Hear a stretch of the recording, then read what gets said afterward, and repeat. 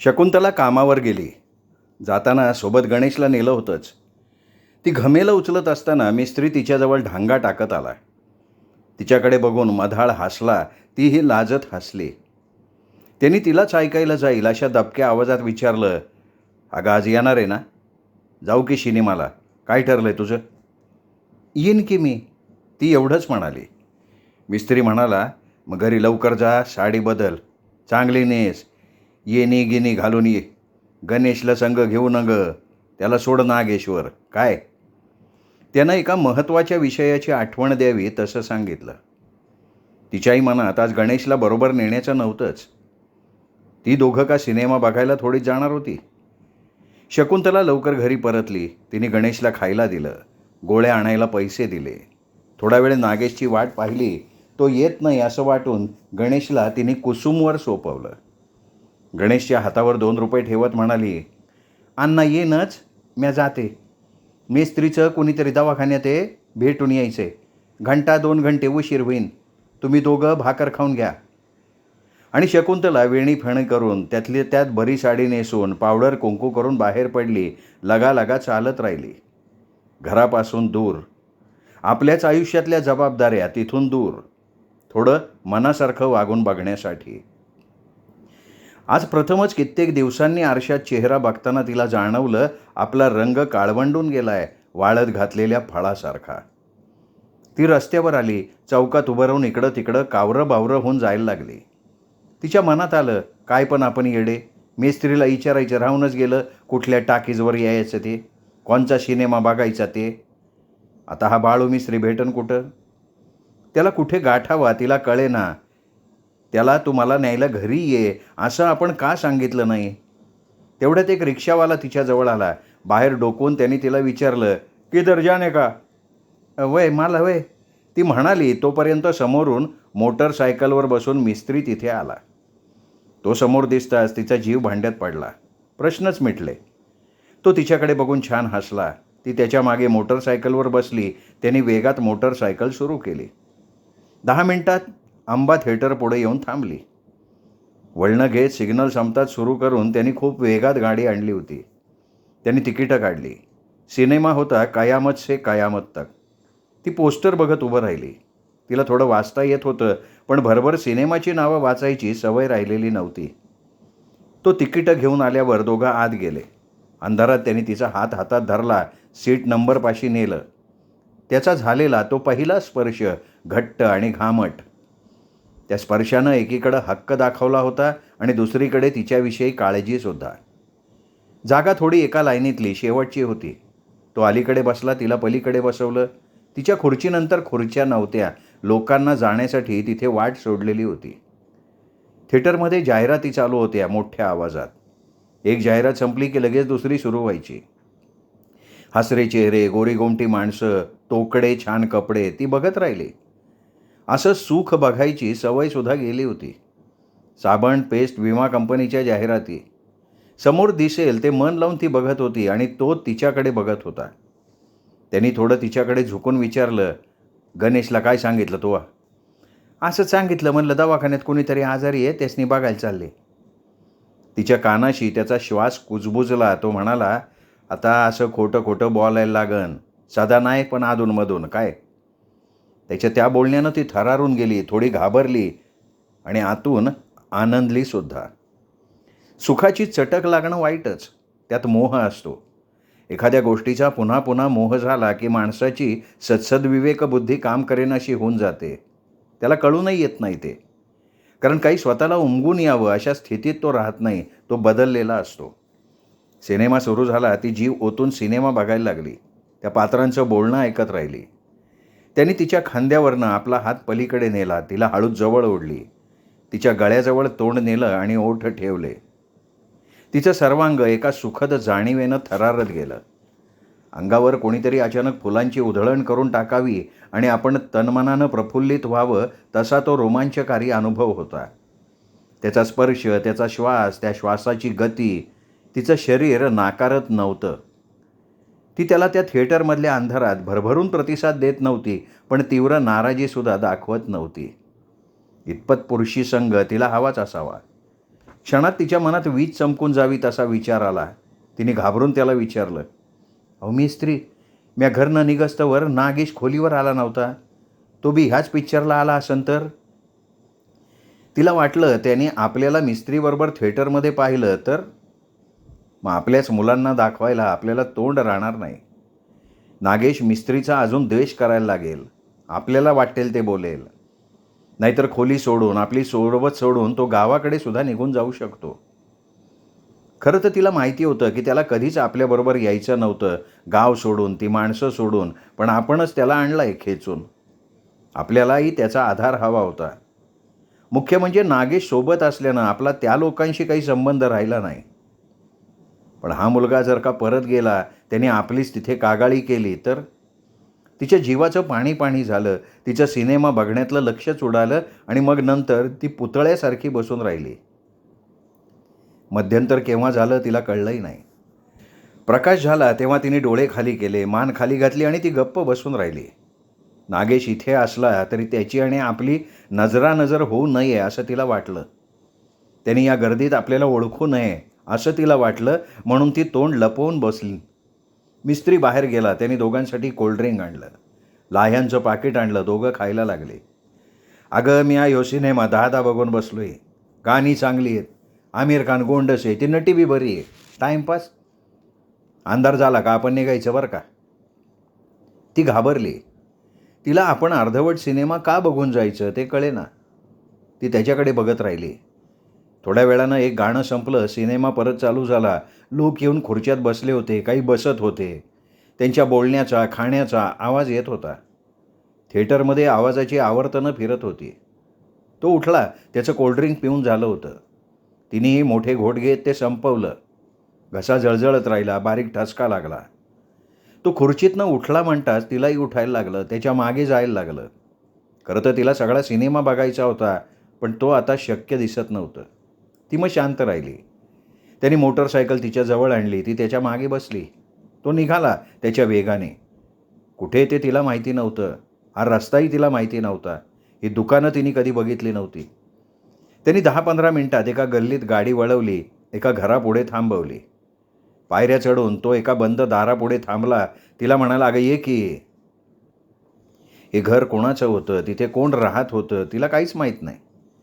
मेस्त्रीनं खिशातनं चावी काढली. त्या बंद दाराचं कुलूप उघडलं. ती रस्त्याच्या बाजूला उघडणारी एक बऱ्यापैकी खोली होती. कुणीतरी तिथे राहत असावं. कुंटीला कपडे होते, थोडी भांडी होती, गॅस होता, कॉट होती, टेबलावर पंखा होता. ते त्या खोलीतलं सगळं डोळे फुटेस्तवर बघत राहिली. याने आपल्याला इथे कुणाकडे आणलंय असा तिच्या डोक्यात विचार सुरू होता. त्यांनी दार बंद केलं, दिवा लावला, पंखा चालू केला आणि तिच्याकडे बघितलं. तिने विचारलं, अहो मिस्त्री, ही तर राहतं कोण? कुणाची खोली आहे? कुणाचा संसार आहे हो? अगं खोली माझीच आहे. मला माझ्या घराचा कंटाळा आला ना, ही तर येऊन राहतो. कोणाची काही कटकट नाही, ना बायकोची ना कामावरच्या माणसांची. त्यांनी सुरईतून पेल्यात पाणी ओतून तिला दिलं. ती पाणी प्यायली. त्यांनीही पाणी पिऊन घेतलं. उभ्या असलेल्या शकुंतलाला हाताला धरून त्यांनी कॉटवर बसवलं. तिचा हात हातात घेतला आणि त्यावरून हात फिरवत म्हणाला, कसा चांदण्यावानी रंग आहे ग शकुंतला तुझा. विजयनी तुला भेटवली ना तेव्हा तर कवळी कंच वाटली होती बघ. काय ते तुझ्या नवऱ्याचं दैव. अशी बायको सोडून दैवानं त्याला तुरुंगात नेलं. त्याचं नाही मेस्त्री, माझं दैव खोटं आहे. समजा खेळखंडोबा झाला हो माझ्या संसाराचा. डावच उधळून दिला बघा. कुणाची नजर लागली आणि असं झालं, दैवाला ठावं. हे बघ आता ते समजा इसरायचं. मी आहे ना, तुला काय पाहिजे ते मला मागायचं. मी ते माझ्या जीवाचं रान करून देईल तुला. बघ तू काय मागायचं मिस्त्री. तुम्ही मला मागायची येळच नाही आणत. हे कसं बोलली तू? असं म्हणत त्यांनी तिला मिठीत घेतली. तिच्या ओठांवर दाबून आपले ओठ ठेवले. त्याचा उग्र श्वास तिच्या श्वासांवर आदळला. त्यांनी तो त्याच्या गंधासह झेलून घेतला. त्यांनी तिला पलंगावर आडवी केली आणि तिच्या देहाशी तो कधी समरस झाला हे तिलाही कळून आलं नाही. ते क्षण मंत्रित करणारे होते, भारून टाकणारे होते, अतृप्त मना शरीरावर शिंपण करणारे होते, नव्या जाणीवांचं जग दाखवणारे होते. त्याच्यापासून उठून ती सावध झाली. स्वतःला ठाकठीक केलं. तो म्हणाला, चल तुला सोडतो. सिनेमा सुटायच्या अगोदर तू घरी जाशील. नागेशला कळून बी येणार नाही तू कुठं गेल तिथे. तिच्या मनात आलं, अहो त्याला नाही कळून येणार, पण मला. दोघं खोली बाहेर आले. त्यांनी खोलीला कुलूप घातलं. मोटरसायकल सुरू केली. ती त्याच्या मागे बसली. गाडी सुरू झाली. ती खोलीवर आली तेव्हा नागेश बाहेर ओट्यावर होता. रेडिओ कानाला लावून कुठलं तरी गाणं ऐकत होता. त्याला घरीच बघून तिला बरं वाटलं. बोभाटा होणार नाही लक्षात आलं. स्वतःच्या बायकोवर चिडलेला संतापलेला मिस्त्री स्वतःच्या मनाच्या समाधानासाठी तिला अधूनमधून खोलीवर आणायला लागला, सुख द्यायला लागला, तिला लांबच्या हॉटेलात नेऊन खायला घालायला लागला, ती न मागता पैसे तिच्या हातावर ठेवायला लागला. हे सगळं कशाच्या बदल्यात आहे ते तिला कळून येत होतं. पण तिलाही त्याची मदत नाकारता येत नव्हती, कारण अखेर मिस्त्रीही एक पुरुष आहे हे तिला माहिती होतं. त्याला दुखवून चालणार नव्हतं. पण त्या चोरट्या सुखाचं तिला ओझंच वाटत होतं. तिचं मन सैरभैर व्हायचं. तिला कळून यायचं नाही आपण हे काय करतोय, जे करतोय ते बरोबर आहे का चूक आहे. कारण एखाद्या निवांत क्षणी तिच्या मनात यायचं, हे सुख तर गणपत द्यायला तयार होता संपत गेल्यानंतर, मग आपण ते झिडकारून का आलो. तेव्हा आपल्या मनात काय होतं आणि आता मिस्त्री संघ निसताना काय आहे. हे त्याचं मन आहे का देहाला शरण गेलेलं मन आहे हे. विचारांची आवर्तनं मनात मावत नसायची. गुंता सुटत नव्हता. उलट जो विचार करत जाई तो वाढतच होता. त्याचा त्रास होत होता. बरं कुणाचा सल्ला घ्यावा हे सांगावं तर विश्वासाचं जवळचं माणूसही नव्हतं. हा एक मोठा पेच होता. या सगळ्या प्रवासात तिला अंथरुणावर पडल्यावर संपतची तीव्र आठवण यायची. त्याला जाऊन भेटायची इच्छा व्हायची. त्याला डोळ्यांनी डोळाभर बघावं असं वाटायचं. त्याचे काय हाल होत आहेत हे कळून घ्यावं असं वाटायचं. कधी 4-6 महिन्याला आपलं ठीक चाललंय असा त्याचा निरोपही यायचा. तिचं एक मन तिला विचारायचं की तुला गणपत का चालला नाही, हा मिस्त्री कसा भावला. गणपतच्या मनासारखं वागले असती तर त्यांनी बी तुला पैका दिला असता, तुझे लाड केले असते. तिच्या मनात आलं, समजा आता दिस गेले असते तर काय होणार होतं. गणपतनं हे माझं करणं नाही असं म्हणलं असतं. म्याक उलटा ठरली असती. संपतच्या भावाजवळ निजणं पाप आहे हे तिने स्वतःशी कबूल केलं तेव्हा तिचं मन शांत झालं. आता बाळू मिस्त्रीची भीड चेपली होती. तो तिला काम संपताना सांगायचा, मटण करा, म्या खायला येणार आहे, लवकर होईन का. ती म्हणायची, होईन लवकर, उशीर करू नका, पोरासनी झोपा येत्यात. घरी आल्या आल्या नागेश आलेला असला तर त्याला मटण आणायला पाठवायची. शेजारच्या दुकानातून धणे, जिरे, लवंग, दालचिनी, खोबरं, खसखस स्वतः घेऊन यायची. पाट्यावर आलं लसूण वाटायची. मसाला कांद्यासह परतून गंधगोळी करायची. मटण राट शिजायचं. वाडाभर वास सुटायचा. कोणीतरी डोकून म्हणायचं, अरे आज आहे काय रस्सा शिजतोय मटणाचा. शकुंतला म्हणायची, अहो नागेशला लय आवड, त्यामुळे जमल तवा करते मी मटण. खरं तर हा सगळा घाट तिला मिस्त्रीसाठी घालायला लागायचा. नागेशला मटण आवडायचं, पण ते कोणासाठी केलं आहे हे त्याला कळल्यामुळे तो थोडं हातचं राखून खायचा किंवा आज का केलं, मला भूकच नाही असं खोटं बोलायचा. शकुंतला चडफडत म्हणायची, अरे द्वाडा मिळतंय तर खा, भूक नाही मटणाची. भूक कशी नसती रे, मटणाची भूक कशी नसती मटण आवडणाऱ्याला, उगं सांगतो काहीतरी. पण मिस्त्रीमुळे, त्याच्या अधूनमधून इथे येऊन मटण खाण्यामुळे मुलांना आणि तिला महिन्यातनं 1-2दा तरी रस्सा मिळायचा. एक करणं सोडलं तर बाकीचा खर्च तिच्यावर काहीच पडायचा नाही. 100-150 तिच्या हातावर ठेवून तो म्हणायचा, आज येणारे बरं का जेवायला, झणझणीत रस्सा बनवा, भाकऱ्या बिदवांच्या ज्यादा टाका. त्याचा तो प्रेमळ आग्रह तिला मोडवायचा नाही. पण मेस्त्रीचं तिच्या खोलीवर येणं, जेवणं, बोलत बसणं, नाही म्हटलं तरी शेजाऱ्यांच्या डोळ्यावर यायचं, येतच होतं. कोणी कुचकड बोले तर कोणी खोदून खोदून चौकशी करे. उसके आवरत को नाही बनाने को आता क्या, असं कोणीतरी तिला विचारे. किंवा अरे तेरे हातचा खाना उसे पसंद वांगाना, असं हसत हसत म्हणत. शकुंतलानं एक समजून घेतलं होतं की ह्या सगळ्यातून आपली सुटका नाही. घसट वाढत होती, येणं जाणं वाढलं होतं. मिस्त्री आता थोडं हक्कानी बोलायला लागला होता. मदतही सढळ हाताने करत होता. जणू काय तो अलीकडे या घराचा कर्ता पुरुष झाला होता. तिला साड्या आण, पोरांना कपडे कर, मध्ये पंखाच घेऊन दिला. जुनाच होता, त्याच्या घरचा होता का कोणाकडनं विकत आणला माहीत नाही. खोली बंद करून झोपल्यावर उकडतं.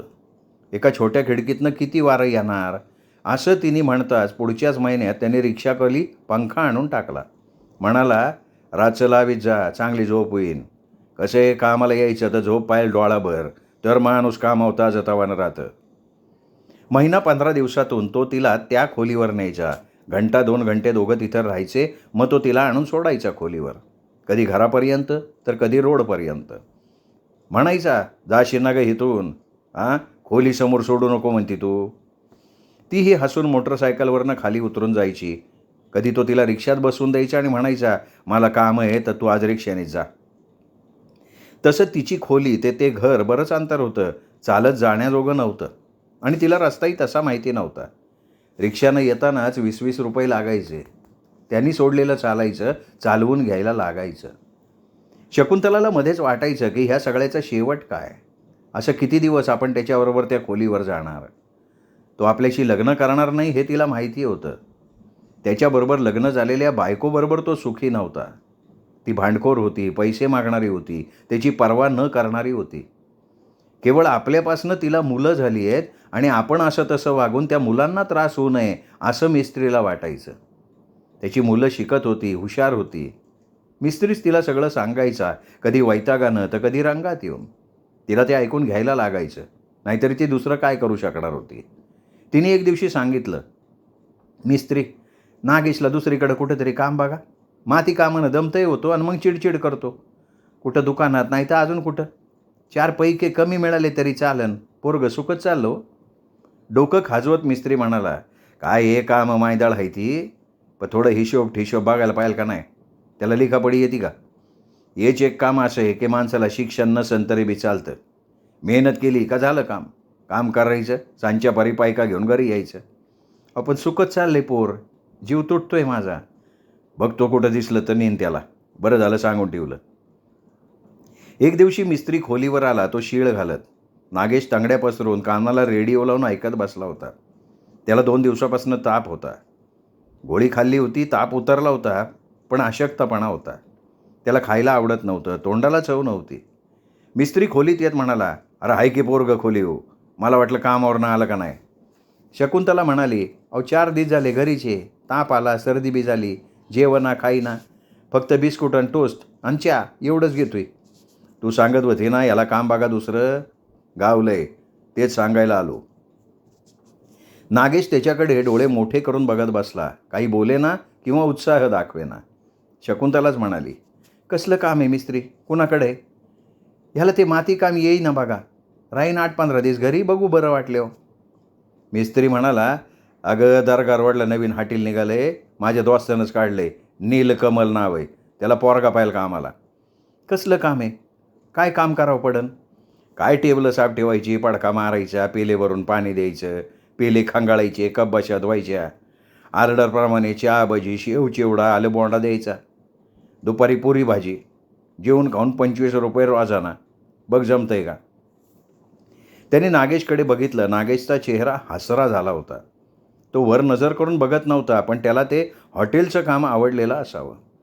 मिस्त्री सांगायला लागला, तिथं जायचं, त्यांचे कपडे घालायचे, काम करायचं, सकाळी 8 ते रात्री 9 वाजेस्तवर काम करायचं, मग जेवूनच घरी यायचं. घरी येणं नको वाटलं तिथंच हॉटेलवर झोपायचं. बाहेरगावाहून कामाला आलेली पोरं तिथंच झोपतात, ती कुठं खोली बघत फिरणार. जेवायची, खायची, झोपायची सोय असलेला बेस्ट धंदा करतो का तू? तू वय असं म्हणशील तर उद्या धरणं कामाला जा, नाही तर तसं सांग तो अजून कोणाला तरी घेईन. शकुंतला म्हणाली, जाईन की सोमवारपासनं. जा र, तिथं सिनेमातली गाणी लावतात ना, ह्याला ते गाणी लय आवडतात, कानाला साधा रेडिओ लावून बसतोय. बरं झालं त्याच्या मनासारखं काम भेटलं. नागेशही म्हणाला, जाईन, आवडलं तर करन, नाही तर आईकडं सांगून तुम्हाला सांगेल. सोमवारपासून नागेश नीलकमलमध्ये सकाळी 8 कामाला जायला लागला. घरापासून फार लांब नव्हतं, तरी अर्धा तास पळत पळत जायला लागायचं. गारखेड्यापासून दर्गा रोड तसा जवळ. शकुंतलाला वाटलं, चला अखेर कमी कष्टाचं काम त्याला मिळालं. आई म्हणून तिचा जीव तुटायचा. कधीकधी तिच्या मनात यायचं की आपण ह्या दोन्ही मुलांना घरापासून तोडलं तर नाही, पण आपल्याला सोडून दोघं तिथे राहूच शकली नसती. त्यांचं हक्काचं घर, वाडा, तिथली माणसं त्यांना सोडावी लागली, तेही परिस्थिती बदलूनच गेली. संपत अचानक तसा वागून गेला. त्यामुळे समोर फक्त अंधार होता आणि तो अंधारही अमाप होता. कितीतरी वर्षांसाठी तो काळ अनुभवायला लागणार होता. तिने मुलांना घेऊन गाव सोडलं. तिचं माहेरही संपलं. तिची वाटच बदलून गेली. त्यावेळी तिला विजय आठवला, आपला मावस भाऊ, तो आणि अन्सा मावशी. त्यांनी तेव्हा आसरा दिला नसता तर गाव सोडणं सर्वार्थानं कठीण असतं हे तिला नेहमी जाणवायचं.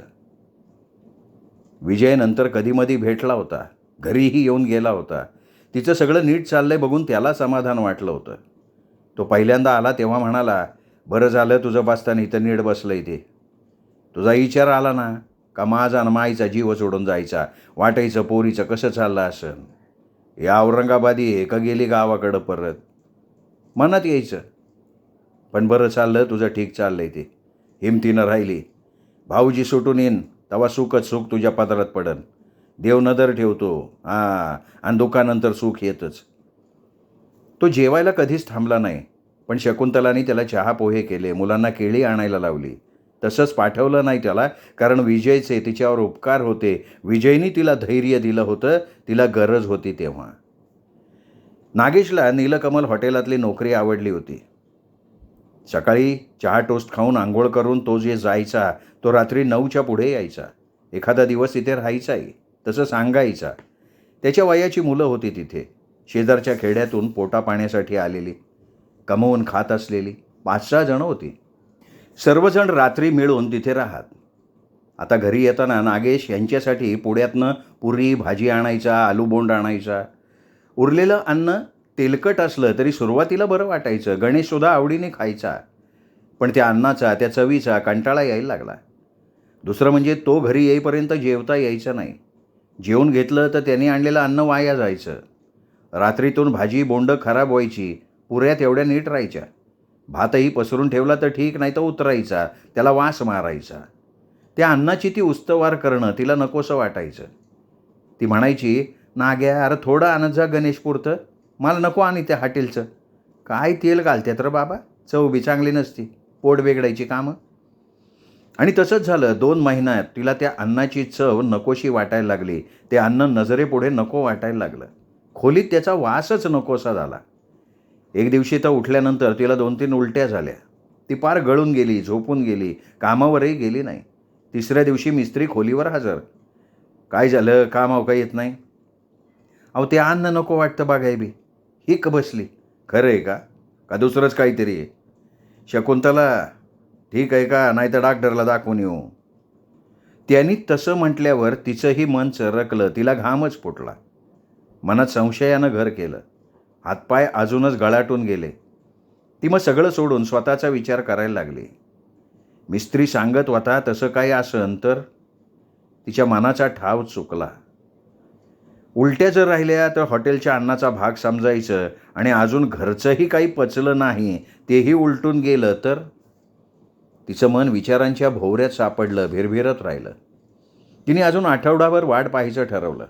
कामावर जायचं नाही हा निर्णय घेतला.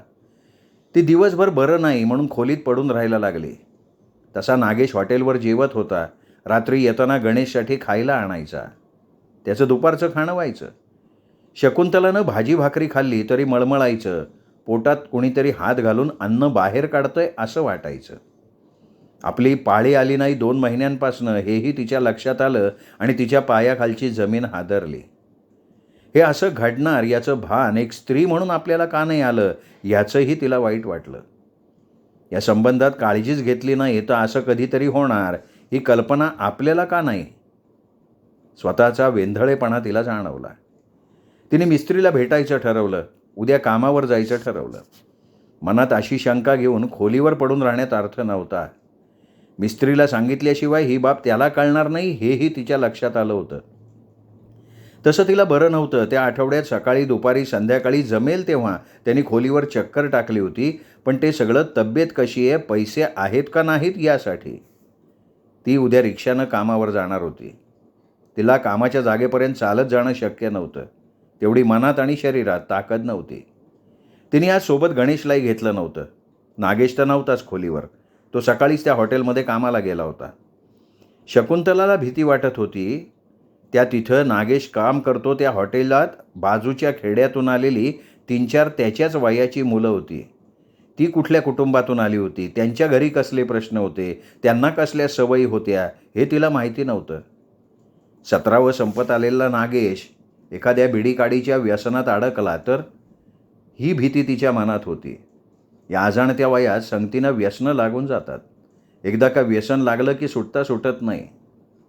तशा सगळ्या गोष्टी बिडीकाडीपर्यंत संपल्या तर ठीक होतं, पण दारूचं जर त्याला व्यसन लागलं तर पोरगा आपल्या हातातून जाईल ही शंका मन पोखरून टाकत होती आणि तिला खरी काळजी तीच होती. तो एखाद दिवशी कामावरून रात्री घरीच यायचा नाही.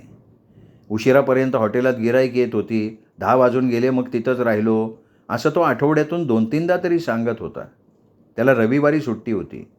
त्या दिवशी तो सकाळी चहा टोस्ट खाऊन जो घरातनं बाहेर पडायचा तो दुपारी 4च्या सुमाराला घरी परत यायचा. त्याला सिनेमा बघायचं वेळ लागलं होतं. कुठल्या तरी गोडाऊनमध्ये टीव्हीवर 10 रुपयात सगळ्यांना सिनेमा दाखवत होते. कसले सिनेमे होते, कोण दाखवत होतं, तिथे कसले सिनेमे आणले जात होते तिला काहीच माहीत नव्हतं. तरुण वयातल्या पोरांना स्वस्तात चावट सिनेमे दाखवतात असं तिला कुसुमनी सांगितलं होतं. तेही शकुंतलाच्या मनात होतंच. तो घरी झुलत डोलत आला की तो दिसताच ती विचारायची, आज कोणचा सिनेमा दाखवला, कोणता सिनेमा बघितला तू, आणि काय रे गणेशला संग नेत जा की, तो हिथं धुळीत मातीत खेळत बसतो घंटन घंट. तो चपला काढून आत येत म्हणायचा, अगं लहान्याच्या सिनेमा नव्हता तो, मग काय मोठ्याचा होता का, तू किती मोठा झाला रे नागेश, तू मला आधी खायला दे, भूक लागली. असं म्हणून तो थाळी घेऊन जेवायलाच बसायचा. नाहीतर कधीतरी गावात सुरू असलेल्या सिनेमाचं नाव सांगायचा. खून भरी मांग पाहिला, नाहीतर खून का बदला खून से पाहिला. ती ओठ आवळत म्हणे, नागेश चांगले सिनेमे बघायला जाऊ माणसाने, हे रे कसले सिनेमे, मारामाऱ्यांचे आणि खुनाचे, झोप लागणार नाही अशाने. तो खाली मान घालून हसत राही, अंग हलवत हसत राही. शकुंतलाला वाटत होतं बा झाली ती हॉटेलातली नोकरी, उगं पोरगं वाईट चालीचं बनलं तर पैशाला नानाला काय चाटायचं आहे का. तिने मिस्त्रीला मनातली व्यथा सांगितली. तोही म्हणाला, माझ्या बी कानावाले, लावून देऊ त्याला दुसरीकडं, तवर दमदर. 2च महिन्यात त्या हॉटेलवर पोलिसांनी धाड घातली आणि खोल्यातनं पोरी पकडल्या अशी बातमी पेपरात आली. शकुंतलानं त्याचे पाय धरून म्हटलं, अरे बाबा तू माझ्यापुरता घरी राहा, नग जाऊ तिथं, त्या हॉटेलात काम करणं म्हणजे आड्याव जाणं झालं की. मिस्त्रीने तुला सांगितलं होतं ना मला तिथं लावून द्यायला, आता का कोकलती तू. नागेशही चिडून म्हणाला. 8 दिवसात त्या हॉटेलला टाळं ठोकलं गेलं, सगळं बंद झालं. नागेश त्या मालकाकडे त्याचे उरलेले पैसे आणण्यासाठी गेला होता. मालकाने त्याला 1 आठवड्याचा पगार दिला नव्हता. श्रोते हो, हा होता आजचा भाग वृंदा दिवाण लिखित भुजंग या कादंबरीचा शेवटचा भाग. उद्या ऐकणार आहोत आपण दीपक रेगे कथाकथन चॅनलवर. नमस्कार.